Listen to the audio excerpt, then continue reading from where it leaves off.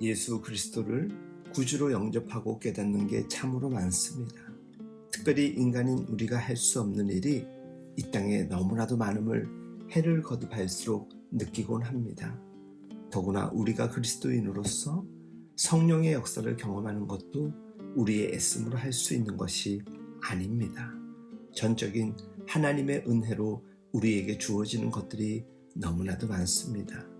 그런데 우리는 자꾸 우리 스스로 뭔가 더 의로워져야 한다라고 착각하고 우리가 뭔가를 해야 하나님께서 은혜를 주실 것이라고 착각합니다.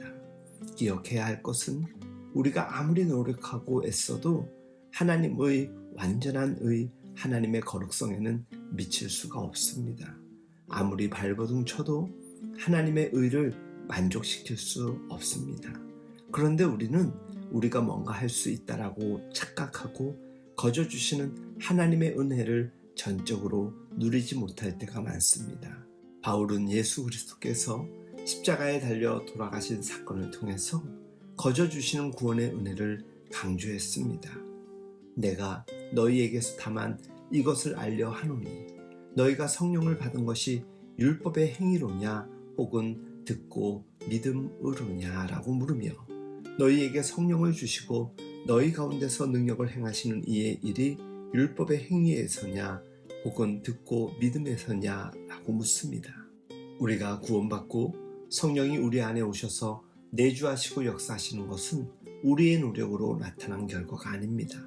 우리가 예수 그리스도를 구세주와 주님으로 모셔드리면 자연스럽게 나타나는 결과이지요. 예수 그리스도를 믿는 것 외에는 다른 것이 필요하지 않습니다. 우리가 처음 예수님을 믿을 때엔 믿음으로 구원받는 것을 잘 알고 감격하였습니다.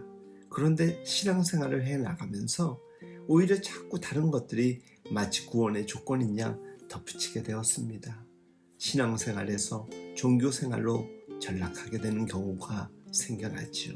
바울은 너희가 이같이 어리석으냐 성령으로 시작하였다가 이제는 육체로 마치겠느냐라고 책망하였던 말씀이 늘 제 마음에 와닿습니다.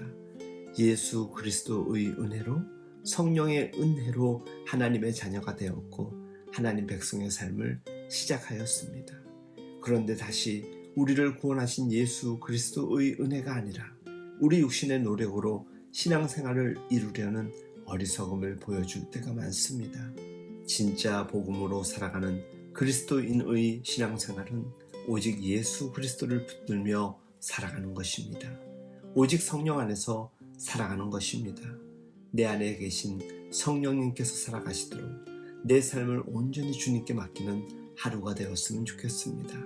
그래서 오늘도 이 하나님의 은혜를 온전히 누리는 하루가 될 수 있길 예수님의 이름으로 축복하며 응원합니다.